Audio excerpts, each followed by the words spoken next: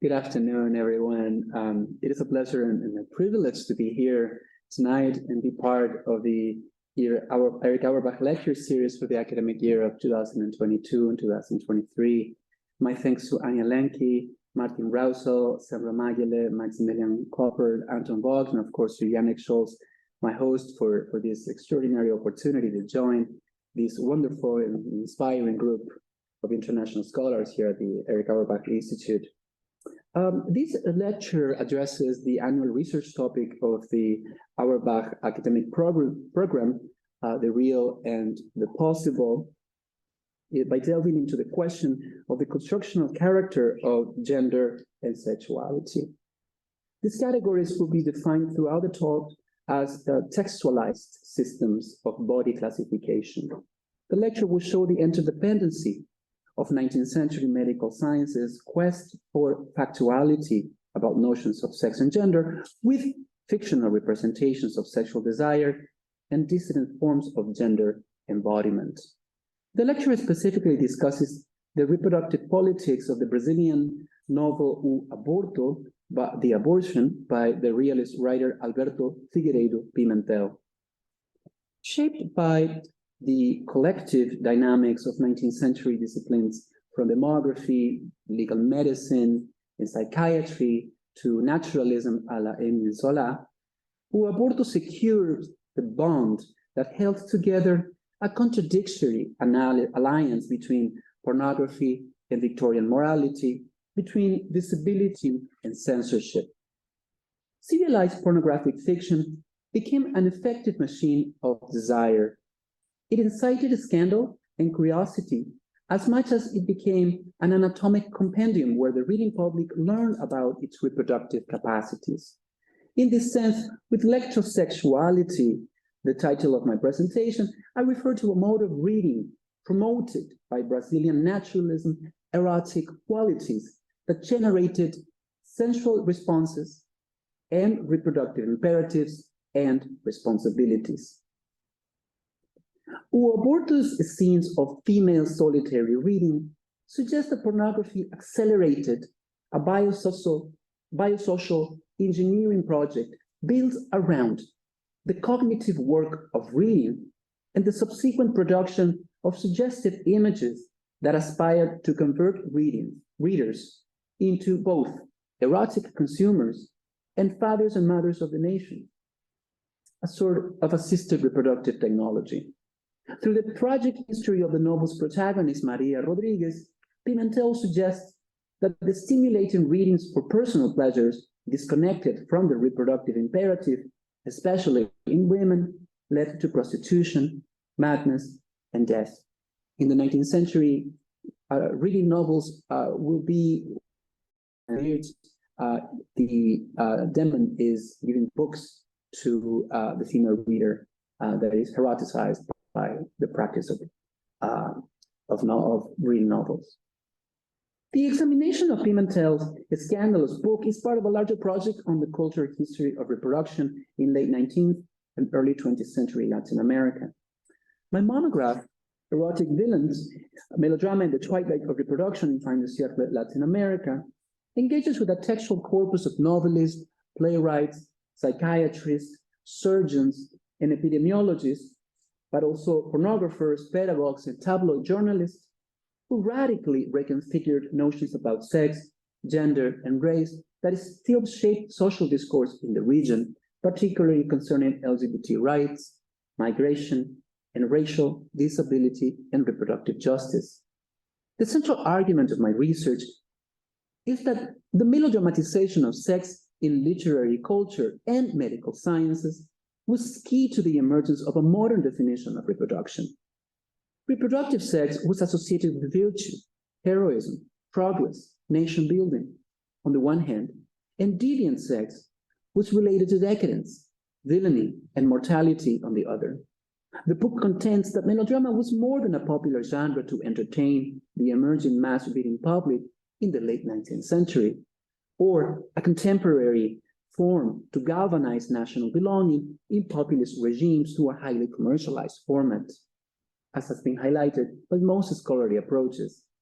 My book demonstrates that melodrama was the predominant narrative mode of the intellectual production about sex, gender, race, and heredity in fin de siècle Latin America.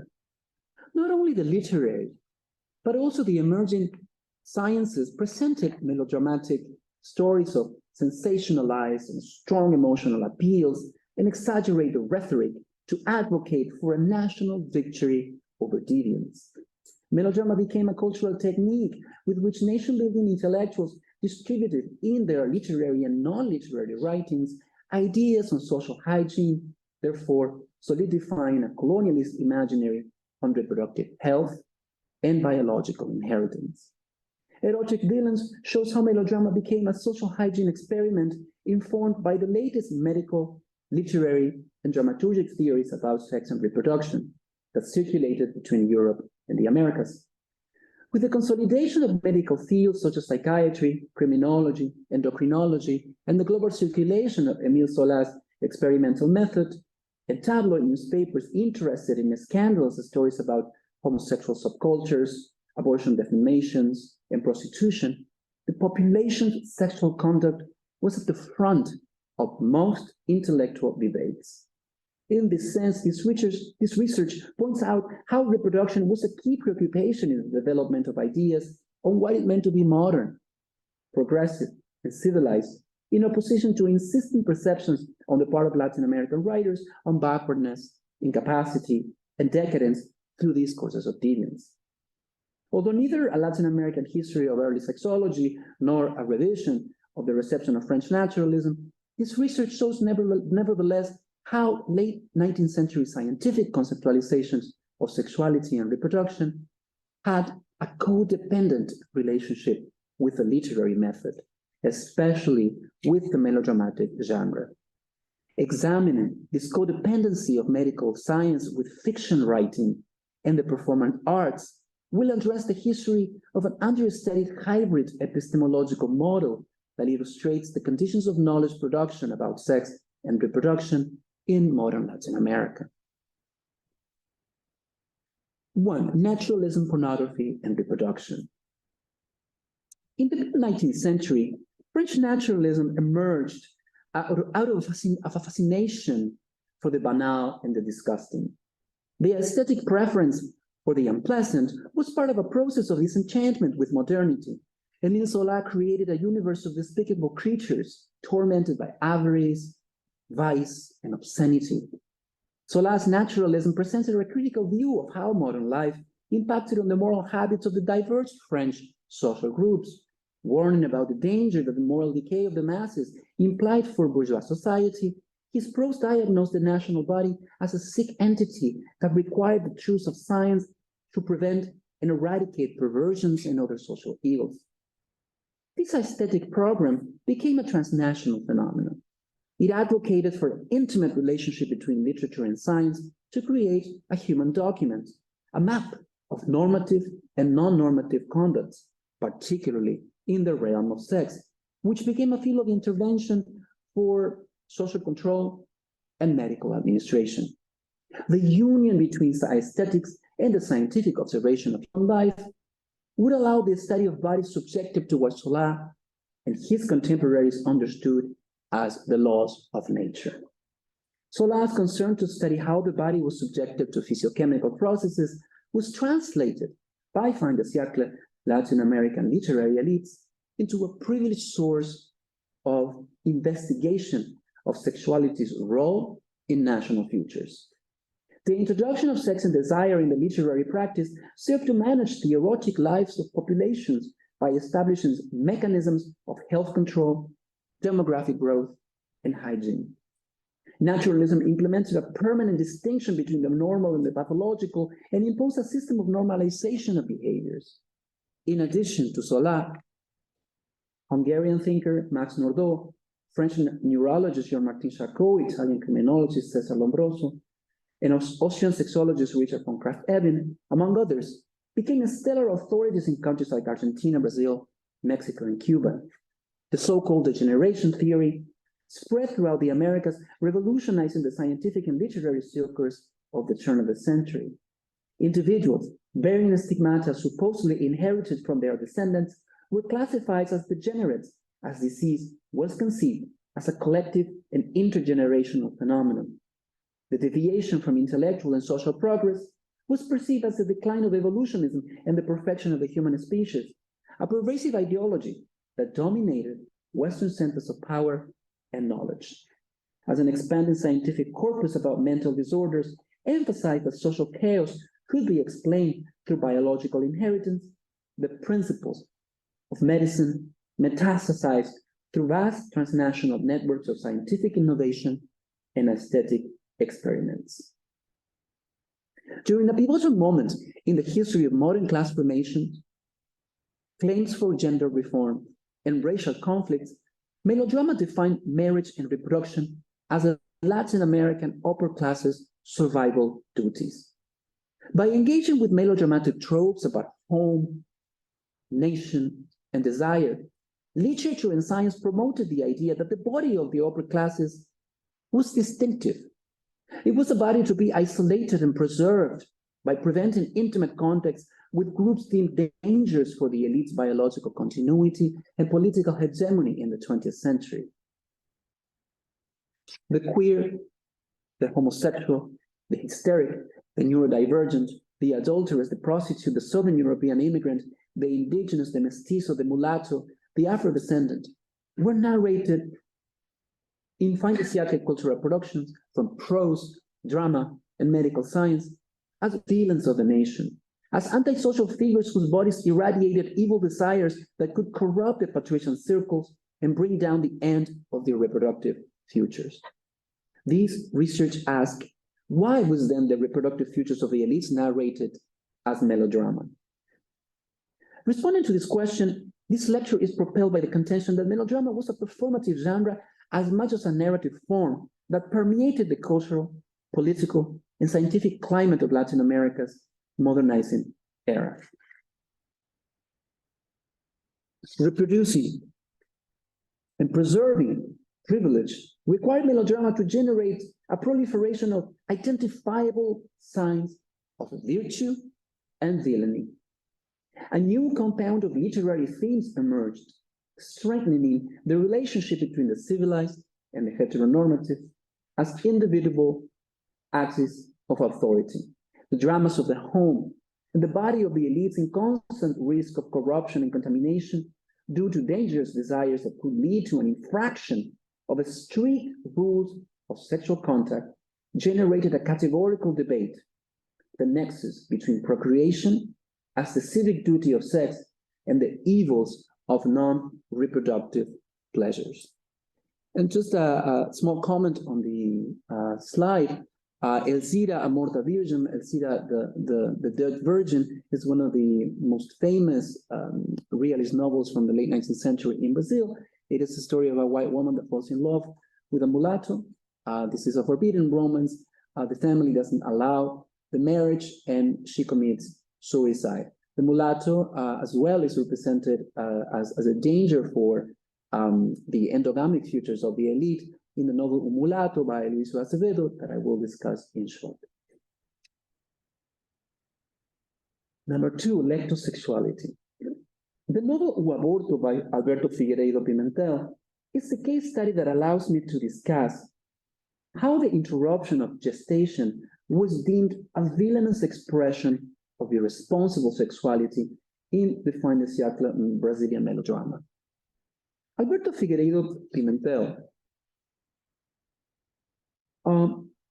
was a prominent figure in Rio de Janeiro's journalistic culture in the era of transition between empire and republic. A successful author of his time, he wrote short stories and poetry, theater, and novels. His naturalist style rose to strong controversies. He was called the Zola of Praia Grande. He began his professional career in Niterói and belonged to the generation of prolific Brazilian naturalists, Aloysio Azevedo, Olavo Bilac, Coelho Neto, Pardal Mallet, Adolfo Caminha, and Euclides da Cunha. By the time Pimentel began to gain public recognition, more than a decade had passed since Aloysio Azevedo had published Un Mulato by the prestigious Garnier bookstore in Rio de Janeiro. It was speculated that naturalism was finished, was exhausted. But as the critic Leonardo Mendes indicates, that diagnosis was hasty. With a thriving and modernizing Rio de Janeiro, with its bookstores and theaters, newspapers and publishers, the pornographic press released the erotic imaginaries censored by the monarchy. The works were written and consumed as studies on desire and anatomical, and also anatomical studies of the body. Here lies the origin of the editorial success of O Aborto. In 1889, Pimentel delivered his serialized novel to the newspaper Provincia do Rio with the title O Artigo 200. This is the article of the Penal Code of the Empire that criminalized abortion. Under the pseudonym Albino Peixoto, he wrote the story in several episodes. Later, O Artigo 200 came out as a book in 1893, released by the Livraria do Povo, publishing house in Rio de Janeiro. The book sold more than 5,000 copies, which represents an extraordinary number for the 19th century book market. The story caused uproar among influential readers, so the run was interrupted. Likewise, Pimentel aroused the rejection of the specialized critics. There was an aesthetic and political conflict between high culture and the so-called industrial literature, and the controversy was fought in the newspapers. In the week of the book's premiere, the famous critic Arthur Azevedo notified in the newspaper O Album that on the recommendation of Coelho Neto, he would not read the book. I quote, "He warned me against the novel. It is apparently a scandalous book. The novelist wanted to do in the fields of literature the same as Dr. Adel Parenchi wanted to do in the field of science. Both of them forced me to cover my nose, which is uncomfortable. Figueiredo Pimentel, write another book and stop scandalizing the public." End quote. The Italian physician Abel Parente was the target of defamation for being part of a scientific controversy that originated in the late 19th century in Brazil.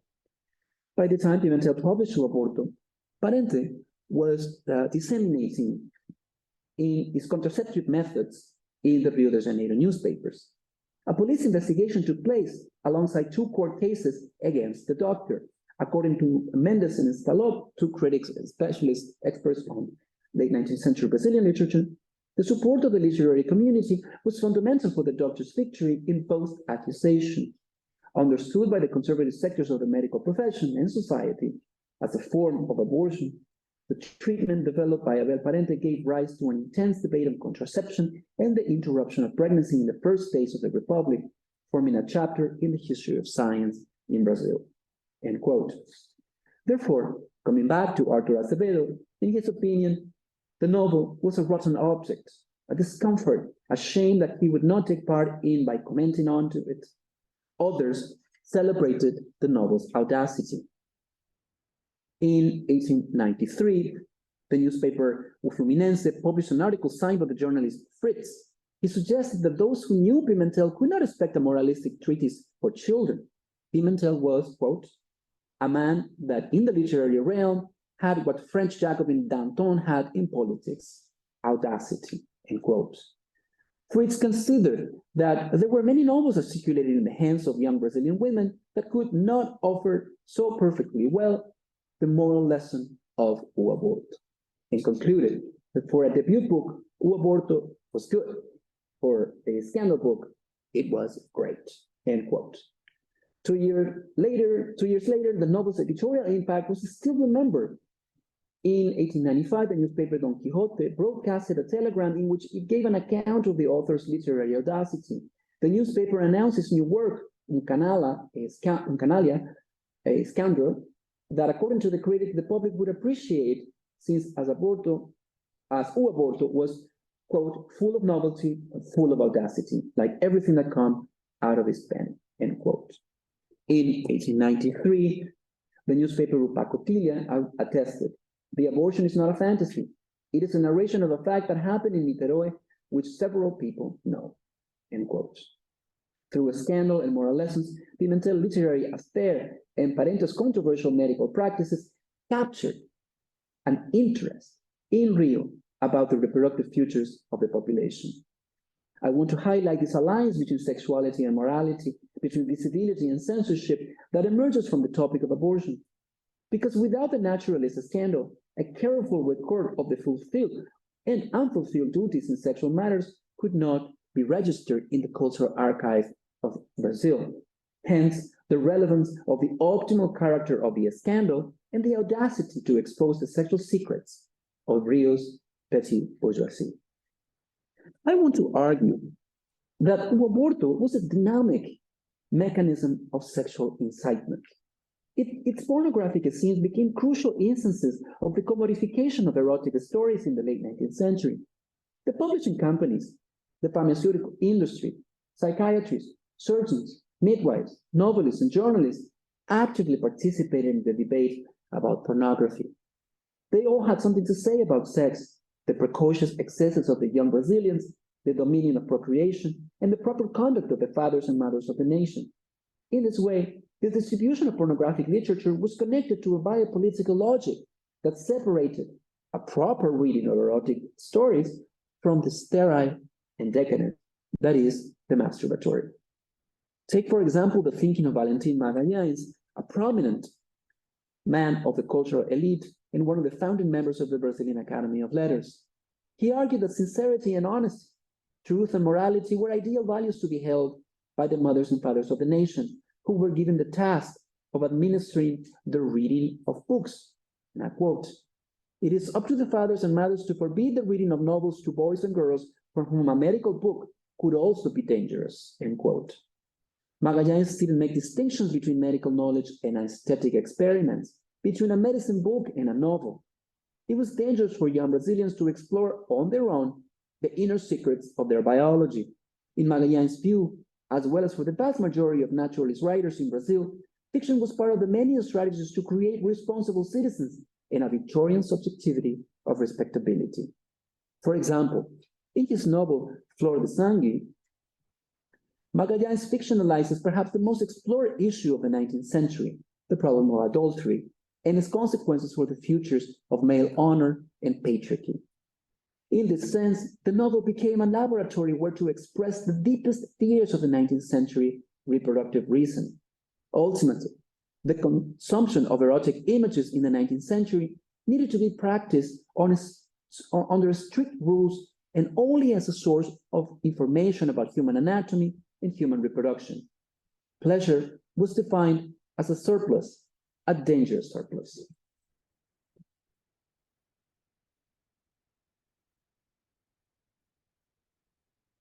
Number 3, read and procreate.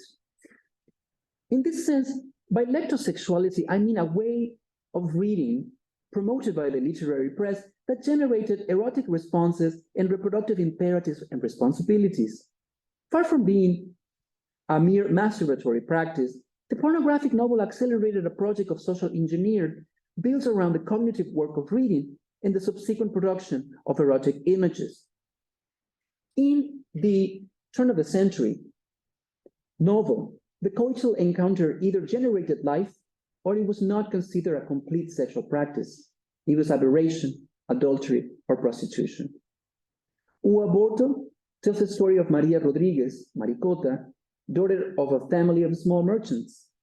Her father, Joaquim Rodriguez, inherits a modest fortune and buys a residential hotel in Rio Bonito that quickly goes bankrupt after the arrival of a wealthy Portuguese immigrant who invests in the hotel industry. Unable to compete, Joaquim sells his property and moves to Niterói. There, the family would own a small store and socialize with the various social strata of the modernizing city. Soon, a secret relationship between Mario, a pharmacy student, and Maricota's cousin culminates in the young woman's pregnancy. By means of a plan devised by the pharmacist, the woman is induced to interrupt the pregnancy. The novel ends with the failure of the medication to produces hemorrhages, leaving Maricota bleeding on the verge of death. Unplanned reproduction would be a miscalculation, penalized by the narrator, since irresponsible sex undermined the future legitimacy of a new middle-class sensibility. The Rodriguez family would be condemned because it personified a scandal. For example, Joaquin is accused by the narrator for his inability to carry out meaningful economic projects and be a proper father. As for his daughter, Maricota, she developed symptoms typical of the stellar 19th-century illness, Bovarism. A few years after the publication of Flaubert's novel, the French philosopher Jules de Gaultier coined the notion of Bovarism. In 1858, his treatise, Le Bovarisme, described the pathology personified in the most famous adulteress of the 19th century, a romantic heroine fascinated with the fictional world as a result of an unsatisfied life. For Gaultier, Bovarism was the power granted to readers to think of themselves as someone different. This was a permanent need. Take, for example, what Pimentel's narrator says about Maricota's Bovarism.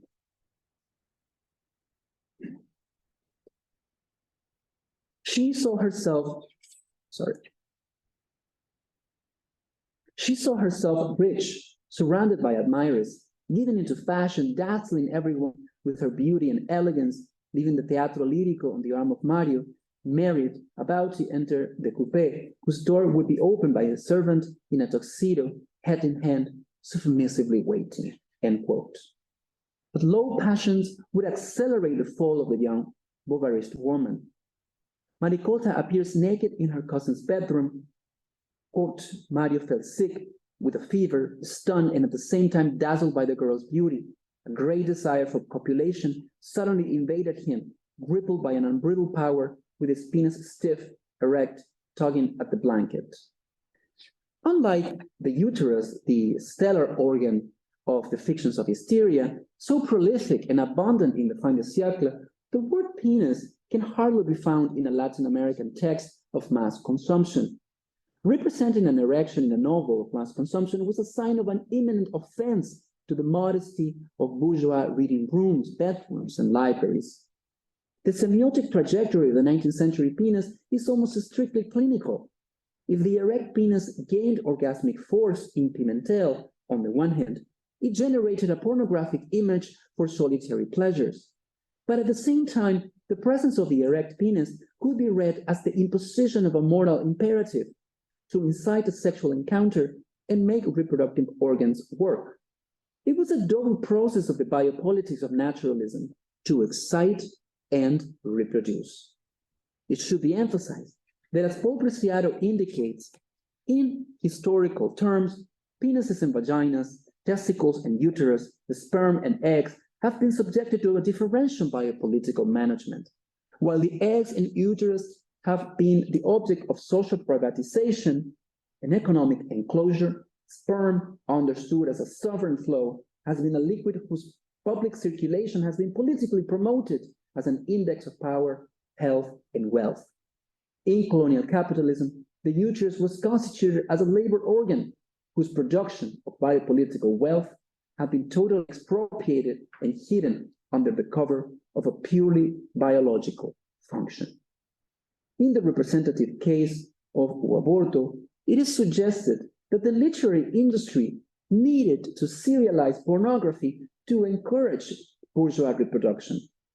To read and reproduce was not strictly a sexual formula. Pornographic fictions were also devices of print capitalism that, together with enormous clinical arsenal, promoted reproductive intercourse and punished contraception. Take, for example, the following scene. Maricota checks Mario's room in search of licentious books. Rummaging through the boys' books, she found some novels. They were Un Homem by Luis Azevedo, The Crime of Father Amaro by Esa de Queiroz, Wife and Virgin from Below, Nana by Émile Zola, The Voluptuousness by Rabelais, and more others. She greedily devoured them, learning from them things completely ignored and noticing several episodes that she didn't understand well, but where she sensed great immoralities, end quote. Acevedo, Queiroz, Belot, Zola, and Rabelais can be understood as erotic protheses, as cognitive machines. The novelist electrified Maricota's body to stimulate sexual activity. The tentacular expansion of this erotic enterprise is surprising for its breadth. everything reads as sex and a desire of fertility, but also as possible excess, vice, and madness. In this sense, it is necessary to insist that reading novels in the 19th century is a core theme of medical legal discourse and techniques of reproductive control. Beyond the escapism denoted by the classic somatic picture of Bouvarism, the clinical literature flooded the cases of female readers whose solitary habits led to morphinomania, seclusion, hysteria, religious delusion, and civil disability. If reading fell into excesses, if it transcended the occasional pleasures and took over the body completely, the woman became an antisocial figure that blocked maternal futures. And here, I would like to propose a brief detour.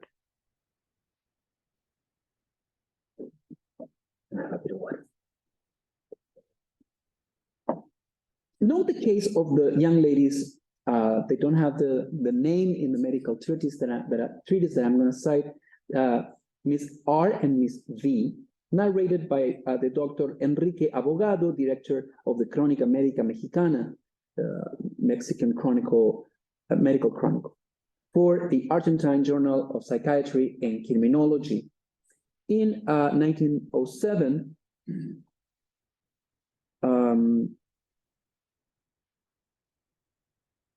sorry, the slides went a little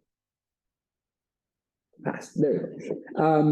In 1907, Abogado publishes the article Un caso de histeria delirante curada, a case of delirious hysteria that was cured, more or less a translation. Two young women from a wealthy Mexican family are implicated in it. After the death of their parents, two sisters enter a prolonged state of confinement. Isolating themselves from their social environments, Abogado notes that Miss R had been healthy in her youth, of a lively, sociable, educated nature, and an avid reader of novels, being allowed to suppose that these were not properly chosen. Here, a first hint of the deadly causes of inconvenient readings.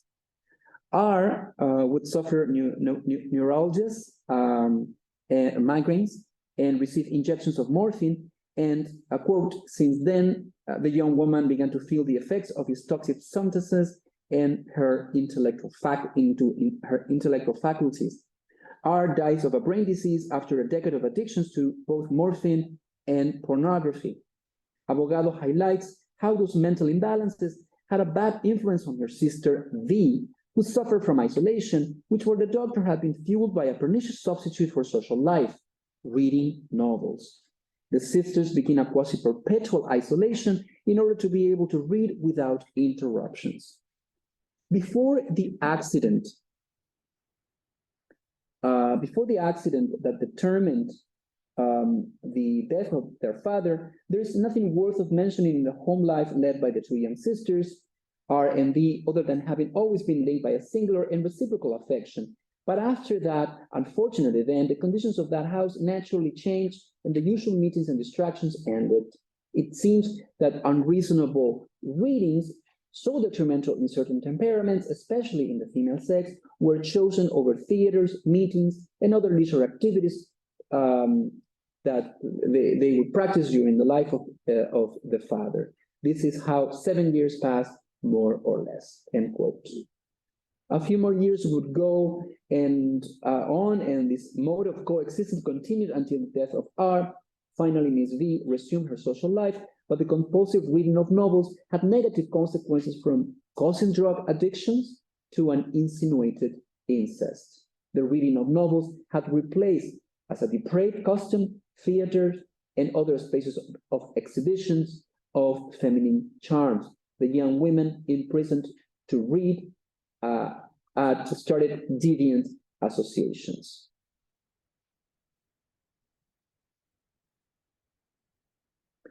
Foucault, this slide.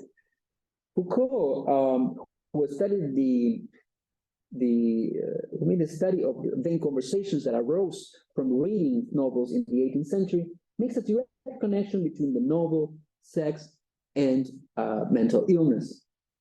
In the Middle Ages, I quote, during the time of wars and famines, the sick were given over fear and exhaustion, strokes, hectic fevers.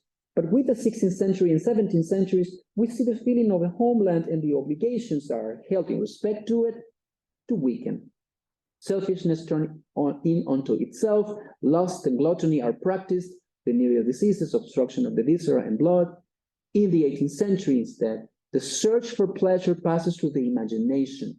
One goes to the theater, one reads novels, one exalts oneself in vain conversations, he stays awake at night, sleeps during the day, hence hysteria, hypochondria, nervous diseases. This quest for pleasure through the literary imagination is at the core of this lectosexual tension, both in the story of the incestuous sisters and in Aborto. So let's go back to Maricota. As I mentioned, she was a nighttime reader of novels like the Mexican Sisters. Maricota develops a close relationship to naturalist fiction. The licentious texts were a self-erotic surface that colonized her cognitive skills, appropriating the totality of her imagination, mediated by anatomical pornographic explanations. With the loss of innocence, a classic melodramatic motif, and the knowledge of her secret anatomies, the novels would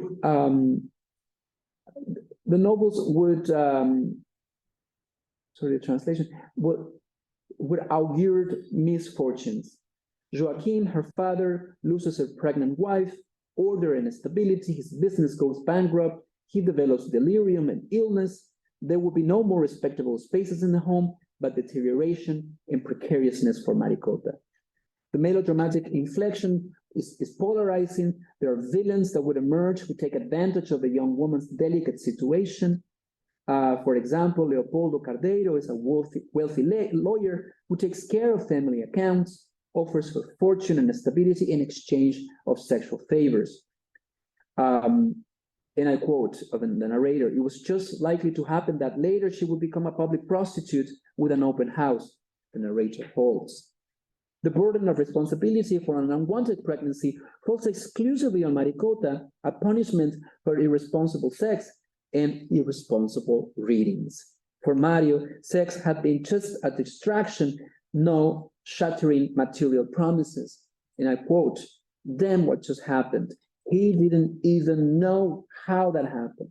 Also, why she had come to his room in the middle of the night without him looking for her.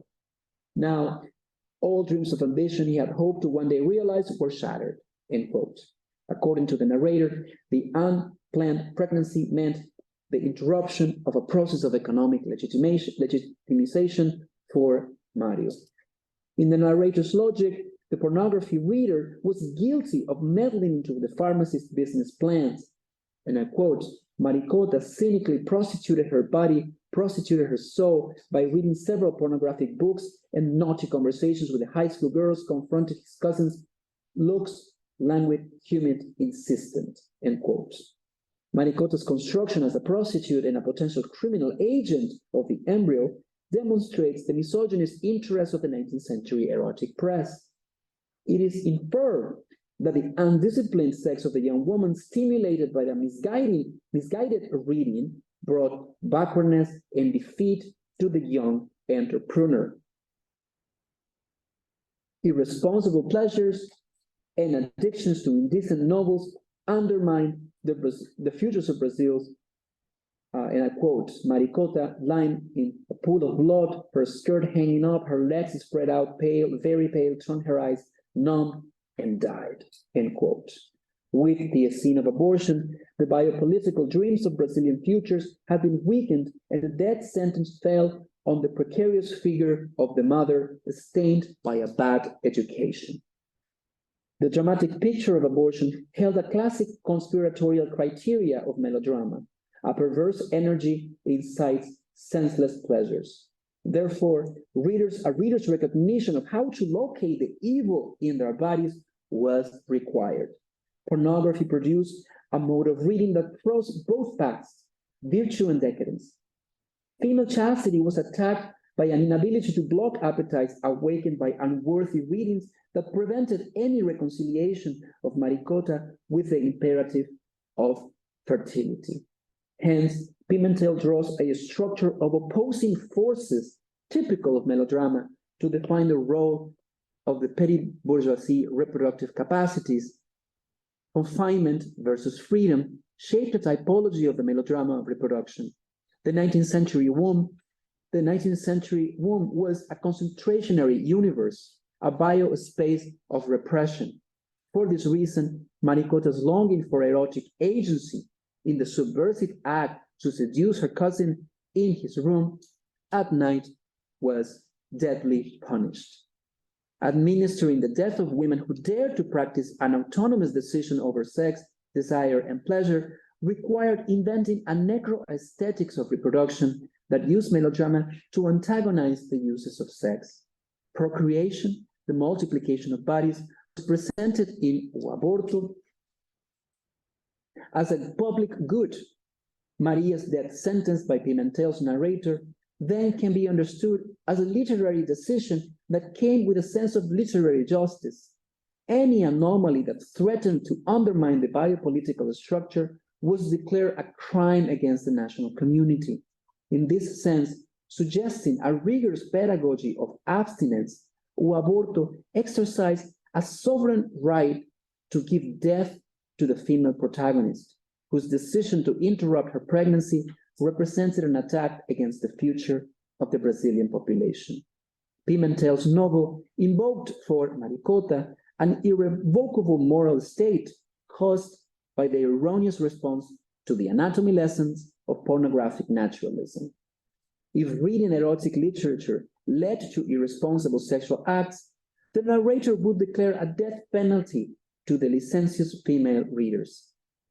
Considering the naturalist novel as a literary mechanism of sexual punishment allows to insert naturalist literature within a complex fabric of discourses that signal female virginity and fecundity as a categorical condition for preserving the social and racial status in the dominant national imaginary of the late 19th century. Thank you very much for your attention.